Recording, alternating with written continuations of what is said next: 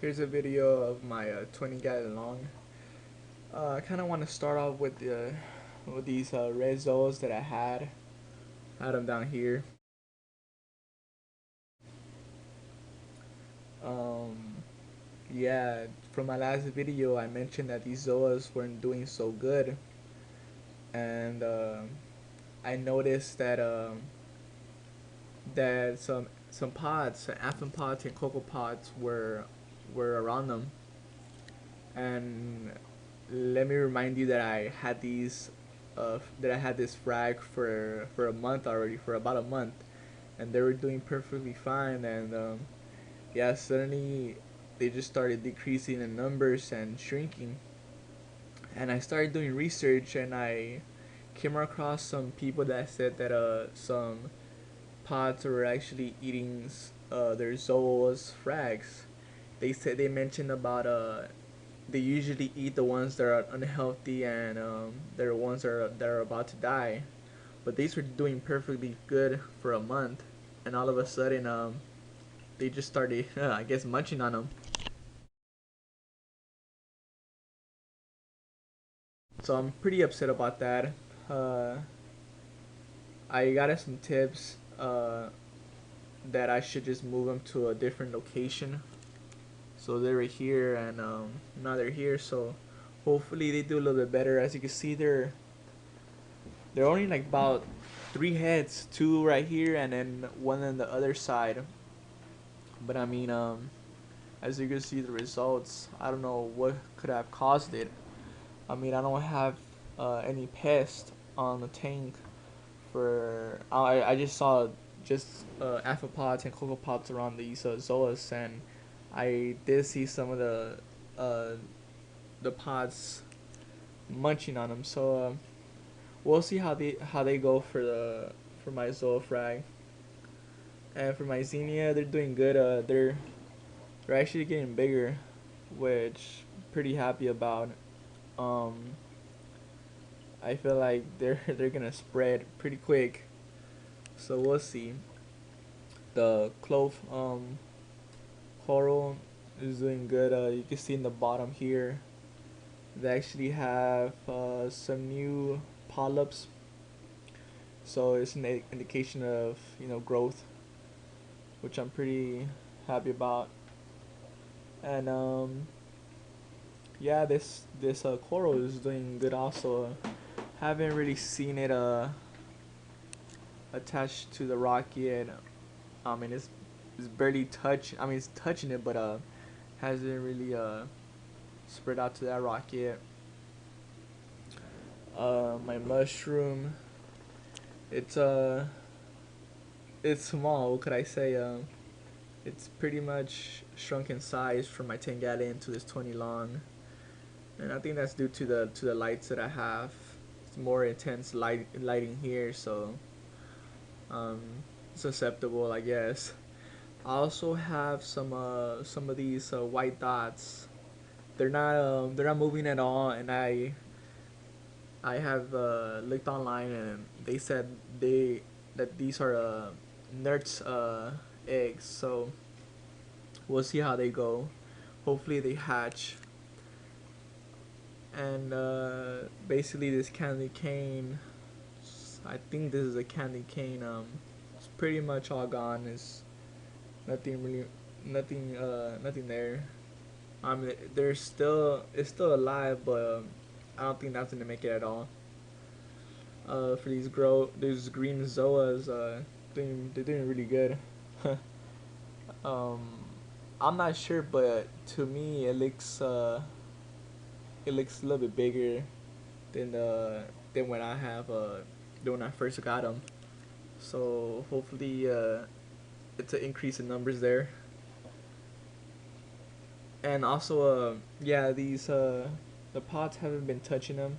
I mean there was like 2 days that they were all closed up, and that's when I was really worried about my zoas. But hopefully they pull through and they make it. Um, you see here, I'm just I'm just a little upset about it. But I mean, I guess there's Zoa frags. Um, These Antheas doing great. They love the water flow here.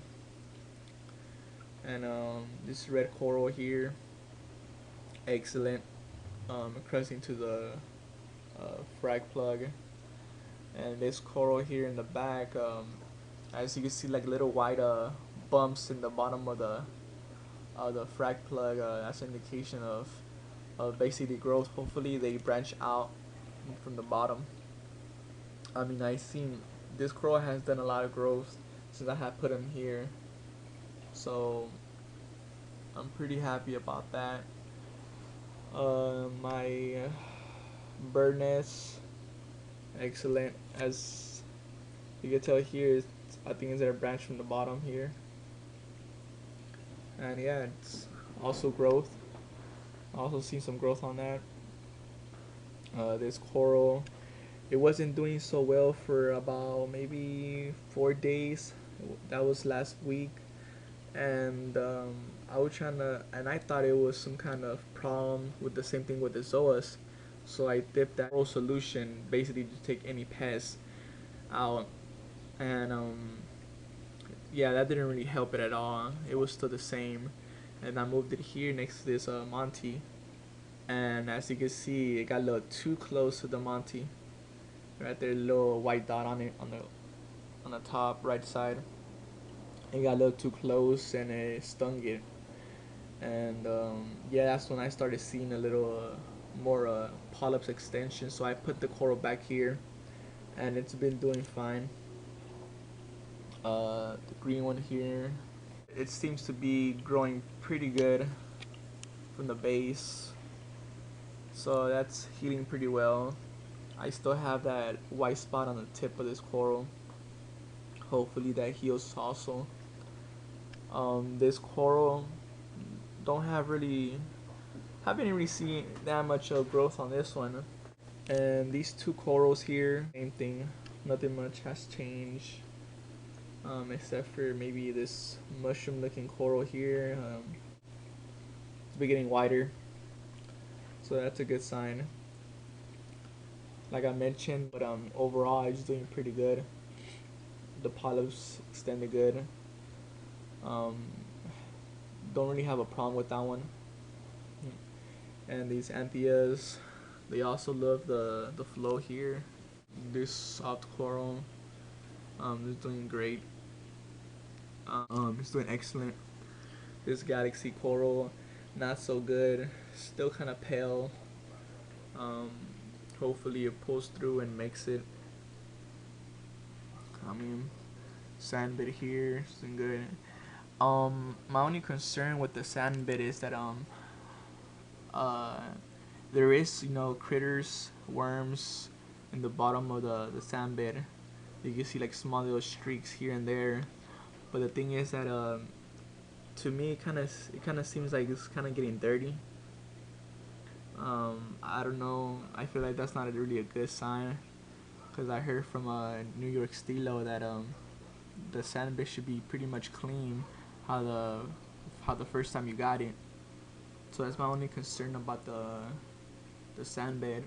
I mean, if you guys could let me know, how does it look to you? I mean, it'll be really helpful. And the shoreline algae has been spreading around the rocks. The overflow here, can't really tell, but it's there. And just a little quick view of my protein skimmer. Have it only for like half of the day. And any suggestions on the on my Zoa frag? Anything that I could probably do to like save it? I mean, right here it's open up well, but yeah, I just the only thing that I'm worried about is the cocopods and amphipods.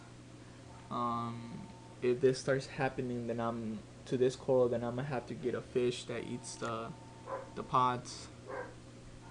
Maybe a 6-line wrasse, but I don't know. I heard that those get kind of aggressive with other fishes, and that's my last resort. My last resort on dealing with the pods.